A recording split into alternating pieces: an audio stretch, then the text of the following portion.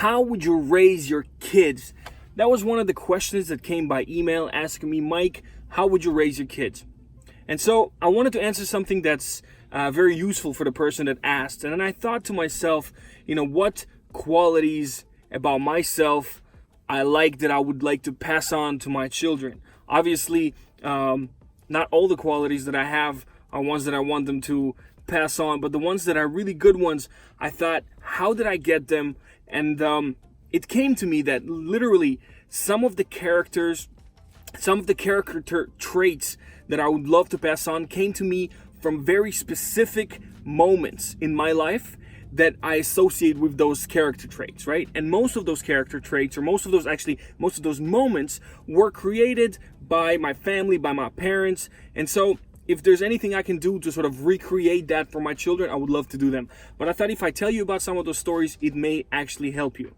So, first of all, something I called the immigrant state of mind. You see, our family was moving a lot. I was born in the Soviet Union, moved when I was 5 years old, went to Israel. At 12 years old, moved to Estonia. Then from Estonia, went to Switzerland, came back. So I was all the time on the move.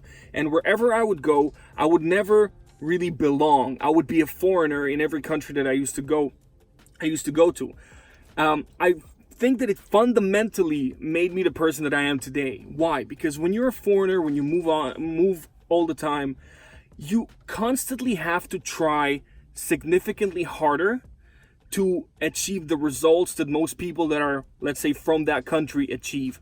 You have to work a lot harder just to get the same kind of terms that people that are naturally born to achieve. So I was constantly in the kind of state that I had to do more. I had to prove myself more just to be equal with everybody else. And that really, really helps you work hard, not slack off, and always be on the ball. The second thing, when you're in sort of immigrant, or let's say you're a foreigner, typically when you come to a new country or a new place, you have a lot less resources than people whose families have been there for generations.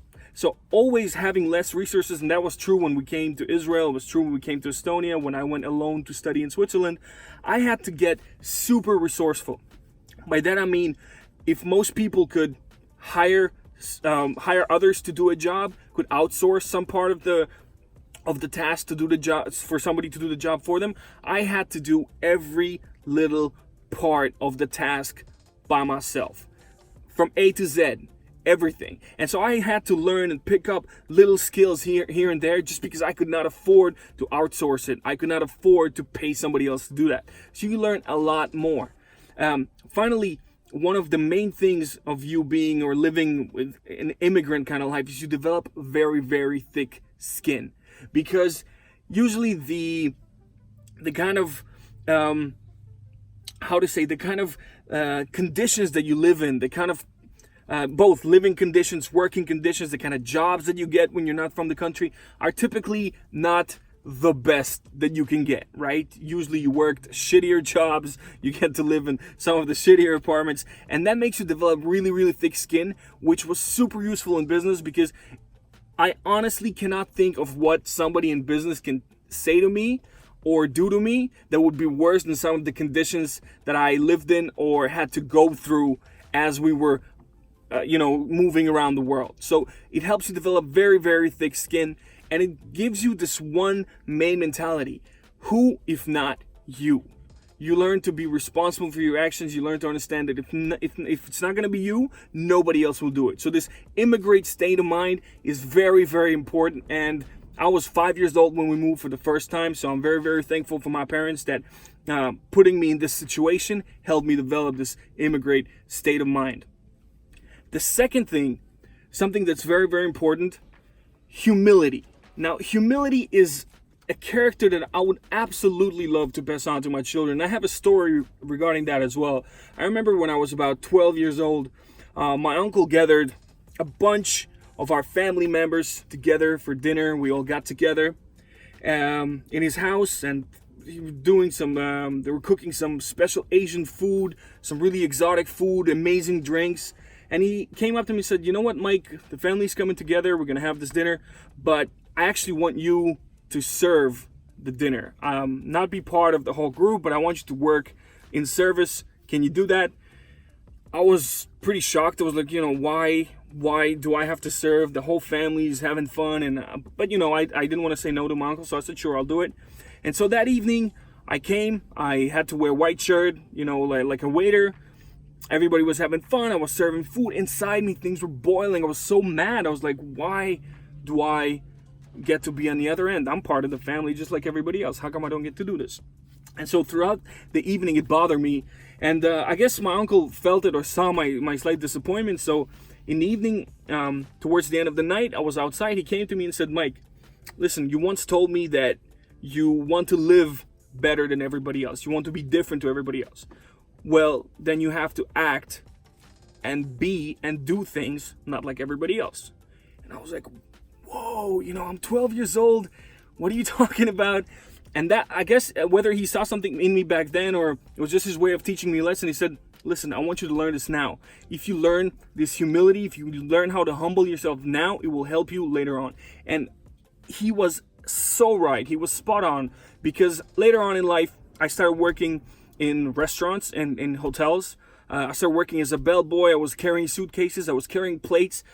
I was working in a restaurant where my friends, my colleagues would come and eat. I would serve them food. I would serve them drinks. And because of that experience back in the day, I felt okay about it. I didn't have this moment where I froze up. Oh my God, my friends are coming and I'm serving here. No, I took it as I'm playing the long-term game. I'm cool with it. I know why I'm doing this. I'm doing this for experience. I want to get my experience. I don't care what anybody else is thinking. So it played a major role. And the other thing, by the time I was about 28, I owned a restaurant already. I wasn't working in service. I owned a restaurant. And I'll tell you what, when you own a restaurant, if you ever own a restaurant, you understand that even if you're a restaurant owner, or especially if you're a restaurant owner, you get to work in service more than most of your service people, because half the time you don't have enough staff. You have to step in, you have to pick up a tray, you have to go wash dishes, whatever it is. When I was a restaurant owner, I had no problem to still work in service, to still wash dishes when it needed to be done, because in the end of the day, people were working for me. I was the one they were, working and earning money for. And because of that experience, because of that humility and the ability to be humble, I had no problem working these jobs, thinking that I'm doing it for different reasons. I'm doing it to play the long-term game. I'm doing it for a better future. So humility, very, very important. The next thing I would love to pass on would be fighting for what's yours. Now, to explain to you what that concept of fighting for what's yours means, I had two stories really. One of them was when I was about 7 years old, I think. We just moved to Israel. My dad said, Mike, can you go to the store next door, grab some bread, grab some milk, here's some money, come back with the change. I went to the store, I got the things, gave money, came back, gave my father the bread and the milk. He says, where's the change? He said, oh no, there was no change. It was exactly. He's like, no. I mean, I know the price. I was there yesterday. For sure, there should be some change. I said, no, the guy told me there's no change. He says, listen, the money is insignificant. It's very, very small what he was supposed to give you. But I want to teach you a lesson right now. Charity is amazing. You can give people money and you should give generously. But when it comes to people taking away from you what belongs to you, never gonna happen. Not to my son. Go back to the store, calculate the prices, look how much I gave you, use this calculator, and get the money back. Make sure you don't come back until you get the money back. I was 7 years old. I went back to the store. I calculated. I understood he didn't give me change. I think the guy was completely shocked that a kid came back and started demanding his money back. But I did that, and I remember it until this day. And there was another case in Israel when we went to the store with my father, and we bought, I think it was TV, and the guy, again, slightly cheated us with money. We tried to speak to the store wouldn't hear us. So my dad said, you know what? Remember what I told you? We fight for what's rightfully ours. We wrote a letter to one of the ministers who was in charge of protecting the consumer from fraud and from people acting against the rights of the consumer. Again, I wasn't even 10 years old by the time we wrote the letter. So I sat down with my father. We wrote the letter. We sent it to the minister. I think 2 months went by. The minister replied to us, and we cleared the whole situation that we had. And it was once again proof to me that if something belongs to you, you have to fight hard for it. On the other hand, like I said, give generously, give often, but don't ever let anybody take away what's yours. Another lesson I had was owning your mistakes. Now, I remember when I was 13 years old, I started working in a hotel as a bellboy. And we had one of those situations where we had a group that was about to leave in 6:30 in the morning. And I was put in charge of collecting all of their bags, putting it in a bus so they could leave. The problem was that there was another group leaving at 8 in the morning. And one of the people from that later group decided that he's going to put out his suitcases early. And I guess he didn't know there's another group, so he put his suitcases out in front of his door. And of course, as I was walking around on the floor collecting the suitcases, I wasn't double checking the room number and the suitcase. I was just I thought, oh, that's probably the whole group. And I picked up all the suitcases, including the suitcase of that guy who was going to a completely different place. And so by the time he found out that his suitcase is gone, the bus with the suitcases was almost on the border of another country. They were going to Latvia. It was, I think it was about a 3.5-4 hour drive, and they were just almost reaching the border. Everybody started asking, how did it happen that the suitcase ended up in the bus? I said, listen, I took all the suitcases. I thought it was that too. They said, did you check? I said, no, I didn't check. What should I do? He says, well, listen, you messed it up. You're going to fix it. I said, how can I fix it? You take a taxi, you catch up to the bus, you bring the suitcase back. It's like, but I mean, the taxi would cost a fortune. He says, well, consider it your salary will be used to pay for that for that trip on a taxi that you took. I had no other choice. I accepted it, of course. I sat in the taxi, 3-hour drive one way, picked up the bag, came back. And trust me, to this day, I remember that story just for a simple fact of not checking the list that I was supposed to. But I own my mistake. I paid for it with my time. I paid for it with my money. And I thought to myself that one of the key lessons here was not that I made a mistake. Everybody makes a mistake. But that after I did that, my boss called me to his office and said, listen, I don't think I've met a young guy like you that owned up to his mistake, was willing to pay for it, was willing to invest the time, and it stuck with me. It stuck with me until this day. Everyone makes mistakes. Owning your mistakes is one of the biggest and actually the best characteristics that I would love my kid to have. And finally, the last thing that I want to talk about was confidence and optimism. I really put them in one. I think that a person that's confident is highly optimistic, and a person that's optimistic is usually confident.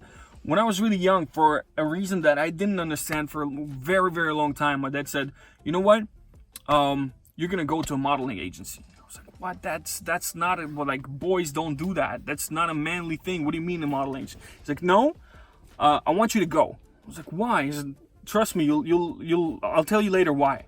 And so he signed me up, and I had to go to this model agency, and I had to take pictures for certain brands, and I had to walk the podium in front of an audience. Crazy thing. I really didn't get it back then. But a few years later on, I had to perform in school at one of the plays. Then I had to give some speeches, like public speaking. Then I decided that I really like music, and I got to perform music. And everywhere where I was performing, I felt weird. I don't feel nervous. I don't feel nervous about going on stage. I don't feel nervous about talking. I don't feel nervous about performing. And when I started thinking about it, why most of the people around me were extremely nervous, I figured it out that back then, my father wanted me to do one of the most uncomfortable things for a guy that he could. Just so that I could get that lesson that I would be comfortable in being totally uncomfortable. And that's exactly what happened. When I figured it out, I said, Dad, now I get it. It's like, well, I told you you'll get it eventually. And that's the point. Get comfortable in being uncomfortable. And the main thing is all of those lessons. So an immigrant state of mind, building a sort of thick skin, humility, being humble, paying for your own mistakes, getting being sure that you get what's yours, and being confident, optimistic. Those are some of the best character traits that I would wish a kid to have. And the only way to do that, the way to guarantee that you do that, is if you install them in your child early on. Most people think, well, after he's 13, 14, I'm gonna start teaching him those lessons. No. Start teaching them when they're 5, when you're 6, when you're 7. The earlier you teach kids those lessons, the more time it's going to have to marinate within them, and the more they're gonna accept it and really practice it, learn from it, and use it in their daily life. Sometimes when you start at 13, 14, it's too late. The character of the person is already formulated. They can't really accept those lessons. So my recommendation, start really early, and those are the lessons that I recommend to teach. Thanks for watching. Till next week, hit the bell, subscribe, and wait for more content from us soon.